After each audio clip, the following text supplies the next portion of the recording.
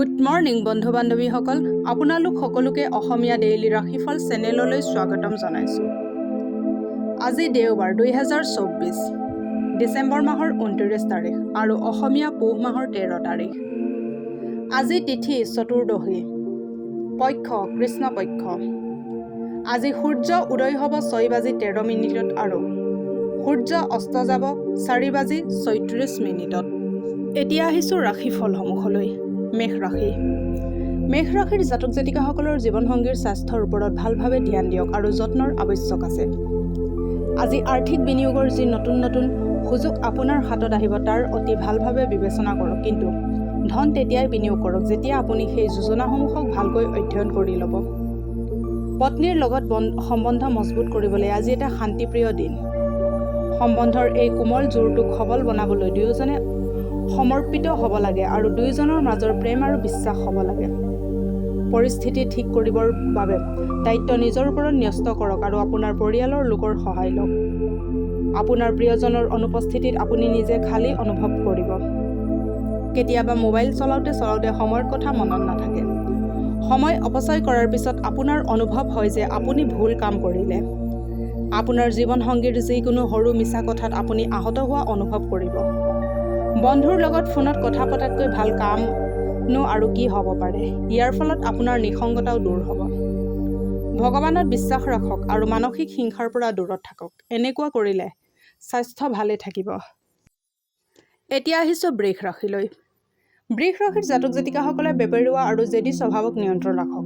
বিশেষকৈ কোনোবা পাৰ্টিত চম্ভালি থাকক, কাৰণ এনেকুৱা হ'লে তাত পৰিস্থিতি বেয়াৰ ফালে ঢাল খাব পাৰে। আজি আপোনাৰ কোনো অজ্ঞাত উৎসৰ পৰা পইচা প্ৰাপ্ত হ'ব পাৰে, যাৰ বাবে আপোনাৰ বহুতো আৰ্থিক সমস্যা দূৰ হ'ব পাৰে। দিনৰ উত্তৰাৰ্ধত হঠাৎ অহা যিকোনো ভাল খবৰে গোটেই পৰিয়ালকে সুখ আৰু আনন্দ প্ৰদান কৰিব। আজি আপুনি আপোনাৰ প্ৰিয়জনক টফি আৰু চকলেট ইত্যাদি দিব পাৰে। যেতিয়াই আপোনাৰ অনুভৱ হয় যে আপোনাৰ হাতত আপোনাৰ পৰিয়াল আৰু বন্ধুজনক দিবলৈ সময়ৰ অভাৱ, তেতিয়াই আপোনাৰ মন বেয়া হৈ যায়। আজিও আপোনাৰ মনৰ স্থিতি এনেকুৱাই থাকিব। আপোনাৰ জীৱনসংগী আপোনাৰ বহুত প্ৰশংসা কৰিব আৰু আপোনাক বহুত মৰম কৰিব। টিভিত চিনেমা চোৱা আৰু নিজৰ প্ৰিয়জনৰ লগত সময় অতিবাহিত কৰা ইয়াতকৈ ভাল কাম আৰু কি হ'ব পাৰে। যদি আপুনি অলপো চেষ্টা কৰে তেন্তে আজিৰ দিনটো বহুত ভালভাৱে পাৰ হ'ব পাৰে। প্লাষ্টাৰ অৱ পেৰিছৰ দ্বাৰা তৈয়াৰী মূৰ্তি ঘৰত থ'লে স্বাস্থ্যত ভাল প্ৰভাৱ পৰিব। এতিয়া আহিছোঁ মিথুন ৰাশিলৈ। মিথুন ৰাশিৰ জাতক জাতিকাসকলৰ স্বাস্থ্য ভালে থাকিব। দীৰ্ঘাৱধি নিৱেশৰ পৰা বাচক আৰু নিজৰ বন্ধুৰ লগত বাহিৰত গৈ কিছু সুখৰ মুহূৰ্ত অতিবাহিত কৰক। আপোনাৰ মা দেউতাৰ স্বাস্থ্যৰ চিন্তা আৰু ভয় আপোনাৰ অশান্তিৰ কাৰণ হ'ব পাৰে। প্ৰেমৰ অনুভূতি অনুভৱ কৰিবলৈ আপুনি কোনোবা নতুন ব্যক্তিক লগ পাব। দিন বহুত ভাল। আজিৰ দিনত অলপ সময় উলিয়াই নিজৰ গুণ আৰু দোষবোৰ ভালকৈ চালি জাৰি চাওক। ইয়াৰ ফলত আপোনাৰ ব্যক্তিত্বত ধনাত্মক প্ৰভাৱ পৰিব।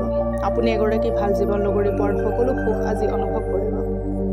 আজিৰ দিনটো আপোনাৰ বাবে এটা লেখত ল'বলগীয়া দিন হ'ব পাৰে। আপোনাৰ আজি বন্ধু আৰু আত্মীয়ৰ লগত চিনেমা চাবলৈ যোৱাৰ পৰিকল্পনা হ'ব পাৰে। শান্তিময় জীৱনৰ বাবে ভৰ পুৱাতে উঠি সদায় পিতা অথবা পিতৃসম ব্যক্তিৰ পৰা আশীৰ্বাদ লওক। এতিয়া আহিছোঁ কৰ্কট ৰাশিলৈ। কৰ্কট ৰাশিৰ জাতক জাতিকাসকলৰ ঘৰত হতাশাৰ পৰিৱেশ এটাই আপোনাক খং উঠাব পাৰে। ইয়াক দবাই থ'লে আপোনাৰ সমস্যা শৰীৰত বৃদ্ধি হ'ব পাৰে। শাৰীৰিক গতিবিধি বঢ়াই ইয়াৰ পৰা পৰিত্ৰাণ পাওক। বেয়া অৱস্থাৰ পৰা দূৰত থকাই মংগল। কোৰ্টত চলি থকা অৰ্থ সম্বন্ধীয় যিকোনো কেছত আপুনি জয় লাভ কৰিব পাৰে, যাৰ ফলত লক্ষ্মীৰ আগমন হ'ব পাৰে। বন্ধুৰ লগত ফুৰিবলৈ আজিৰ দিনটো ভালে যাব, কিন্তু বেছি খৰচ নকৰিব, নহ'লে আপুনি খালী পকেট লৈ ঘৰলৈ ঘূৰি আহিব। প্ৰেম ঈশ্বৰক উপাসনা কৰাৰ দৰে পবিত্ৰ হয়। এই প্ৰেমে আপোনাক ধৰ্ম তথা আধ্যাত্মিকতাৰ দিশত লৈ যাব পাৰে। স্পষ্টভাৱে নিজৰ মনৰ কথা প্ৰকাশ কৰোঁতে ভয় নাখাব। জীৱনসংগীৰ কাৰণে আজি আপুনি অনুভৱ কৰিব যে তেখেতৰ বাবে আপুনিয়েই সকলো। নিবনুৱাসকলৰ আজি মন পচন্দৰ চাকৰি পোৱাৰ ক্ষেত্ৰত অসুবিধা হ'ব পাৰে। আপুনি নিজৰ প্ৰয়াস আৰু বঢ়াই দিয়াৰ প্ৰয়োজন আছে। দুখীয়া ছোৱালীবোৰৰ মাজত বগা সুগন্ধিত মিঠাই বিতৰণ কৰিলে আপোনাৰ স্বাস্থ্য ভালে থাকিব। এতিয়া আহিছোঁ সিংহ ৰাশিলৈ। সিংহ ৰাশিৰ জাতক জাতিকাসকলৰ শাৰীৰিক অৱস্থা ভাল হৈ থকা বাবে আপুনি যিকোনো খেলা ধূলাৰ প্ৰতিযোগিতাত ভাগ ল'ব পাৰে। দীৰ্ঘৱতী লাভৰ বাবে ষ্টক আৰু মিউচুৱেল ফাণ্ড ইত্যাদিত নিৱেশ কৰক আৰু অধিক সুৰক্ষিত অনুভৱ কৰক। আপোনাৰ নিৰ্ণয় আপোনাৰ সন্তানৰ ওপৰত থপিলে সিহঁতে খং কৰিব পাৰে। ভাল হ'ব যে আপুনি সিহঁতক নিজৰ পক্ষ বুজাই দিয়ক, যাতে সিহঁতে সেই কথাৰ প্ৰকৃত কাৰণ বুজি আপোনাৰ কথা সহজতে মানি লয়। প্ৰেমিকাক আজি আপোনাৰ পৰা কিবা বস্তুৰ দাবী কৰিব পাৰে, কিন্তু আপুনি এই দাবী পূৰণ কৰিব নোৱাৰাৰ কাৰণে আপোনাৰ ওপৰত তেখেতে অভিমান কৰিব পাৰে। নিজৰ ভুলবোৰত আপুনি কাম কৰা উচিত। এইবাবে আপুনি নিজৰ বাবে সময় উলিওৱাটো ভাল। আজি আপুনি জীৱনসংগীৰ লগত ঘূৰা ফুৰাৰ মজা ল'ব আৰু একেলগে সময় অতিবাহিত কৰাৰ এটা ভাল সুযোগ লাভ কৰিব। আপোনাৰ কথাসমূহ আজি আপোনাৰ নিকটতম মানুহবোৰে বুজি পোৱাত অসুবিধা পাব, যাৰ ফলত আপুনি চিন্তিত হৈ পৰিব। বাথৰুম অথবা ঘৰৰ কোণৰ ঢৌ এটাত বগা মাৰ্বলৰ টুকুৰা অথবা দানা ৰাখিলে পাৰিবাৰিক জীৱনত সুখ নামি আহিব।